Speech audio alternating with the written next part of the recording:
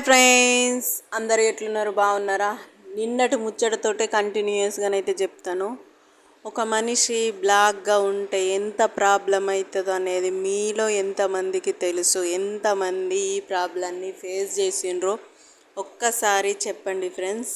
నేనైతే బ్లాక్గా ఉన్నానని చాలా అంటే చాలా ప్రాబ్లమ్స్ ఫేస్ చేస్తా ఇంకా అది నాకు తెలుసు. ఎందుకంటే ఈ సోషల్ మీడియా వచ్చిన తర్వాతనైతే చాలామంది ఇలాంటి ప్రాబ్లమ్స్ అయితే చాలా ఫేస్ చేస్తుండ్రు.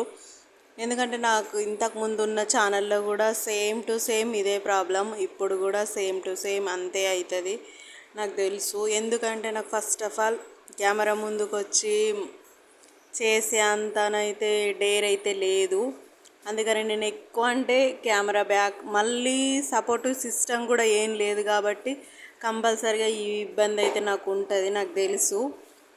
ఒకే చేతితోటి అన్నీ చేసుకోవాలంటే చాలా కష్టం కదా. అది మెయిన్గా వచ్చిన ప్రాబ్లం ఇక్కడ. అది నాకంటే వెనుక పెట్టిన ఛానల్స్ అన్నీ ఇప్పుడు మంచిగా ముందుకెళ్ళిపోతున్నాయి. నా ఛానల్ మాత్రం ఎన్నో పడిపోయింది.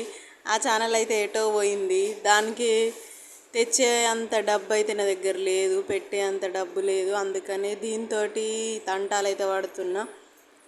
మీ సపోర్ట్ ఇస్తే కొంచెం అంతైనా కానీ బాగుంటుంది.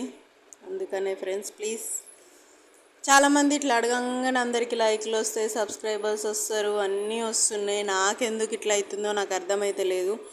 నా దరిద్రం ఏంటో కానీ నా ఫేస్కి నాకు నేను చదువుకున్న చదువుకి అసలు ఏం అర్థం లేకుండా అయిపోతుంది. ఎందుకంటే ఒక నిరుద్యోగిగా ఉన్నోళ్ళకు ఖచ్చితంగా ఈ ప్రాబ్లం అనేది అందరికి ఉంటాయి. ఎందుకంటే ఒక ప్రాబ్లాన్ని ఫేస్ చేస్తున్నామనంటే ఒక జాబ్ లేకుండా ఎంత కష్టమో. అంటే సింగిల్గా ఉన్నప్పుడు వేరే, ఇప్పుడు మ్యారేజ్ అయిన తర్వాత వేరే, ఇంకా పిల్లలైన తర్వాత ఇంకా వేరేగా ఉంటుంది. అది ప్రతి ఒక్కరు కూడా గుర్తుంచుకోండి ఫ్రెండ్స్.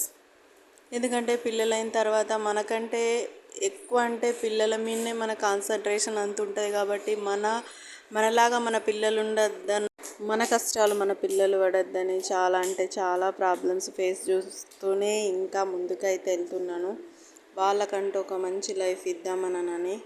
నాకు సపోర్టివ్ సిస్టమ్ లేదు అని అంటే నాకు అత్త ఉంది, మామ ఉండు, అందరు ఉన్నారు నా చుట్టుపక్కలనే ఉంటారు. అందరు కూడా వాళ్ళే దెప్పి పొడుస్తారు, వాళ్ళే ఇది చేస్తారు, రీగ్రెట్ చేసేది కూడా వాళ్ళే. ఎందుకంటే నా కాళ్ళ మీద నేను నిల్చుంటున్నాను కాబట్టి మా ఆయనకి ఏదో చేస్తున్న జాబుకి నా ద్వారా కొంచెం ఎంతైనా సపోర్ట్ ఉంటుందని చెప్పేసి దీంట్లోనైతే గివప్ ఇవ్వకుండానే ఇంకా చేస్తూనే ఉంటున్నా. చేస్తా కూడా, వ్యూస్ వచ్చినా రాకపోయినా కానీ కష్టం కంపల్సరీగా చేయాల్సిందే. కష్టం లేనిదే ప్రతిఫలం అయితే రాదు friends. Thank you for watching. Please like and subscribe. Bye, take care.